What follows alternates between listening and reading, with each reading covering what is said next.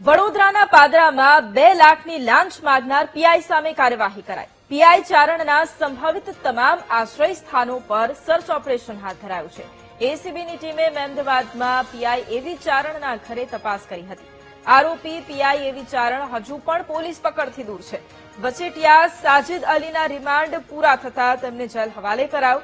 પતિ પત્નીના ઝઘડામાં લવ જહાદનો કેસ કરવાની પીઆઈએ ધમકી આપી હતી। લવ જહાદનો કેસ ન બનાવવા માટે 6 લાખ રૂપિયાની માંગણી કરી હતી।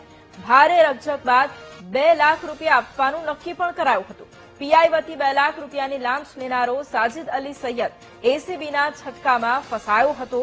જોકે હજુ પણ આ પીઆઈ પોલીસ પકડથી દૂર છે। તેને શોધવા માટેની કામગીરી પણ અત્યારે ચાલી રહી છે, પરંતુ તેમના જે નિવાસસ્થાનો છે ત્યાં અત્યારે સર્ચ કરવામાં આવી રહ્યું છે। પીઆઈ સામે આ એક મોટી કાર્યવાહી કરવામાં આવી છે। તમામ આશ્રય સ્થાનો કે જેની ઉપર અત્યારે સર્ચ હાથ ધરવામાં આવ્યું છે। એસીબીની ટીમ મહેમદાવાદ પહોંચી હતી અને ત્યાં પણ તેમના ઘરે તપાસ કરી છે। જોકે આરોપી પીઆઈ એવી ચારણ હજુ પણ પોલીસ પકડથી દૂર છે અને જે વચેટિયો છે સાજિદ અલી તેના રિમાન્ડ પૂર્ણ થયા છે અને તેને હવે જેલ હવાલે કરવામાં આવ્યો છે। પતિ પત્નીનો ઝઘડો, પરંતુ તેની અંદર લવ જહાદનો કેસ કરવાની ધમકી આ પીઆઈ એવી ચારણે આપી હતી અને ત્યારબાદ તેમની સામે કાર્યવાહી કરાઈ।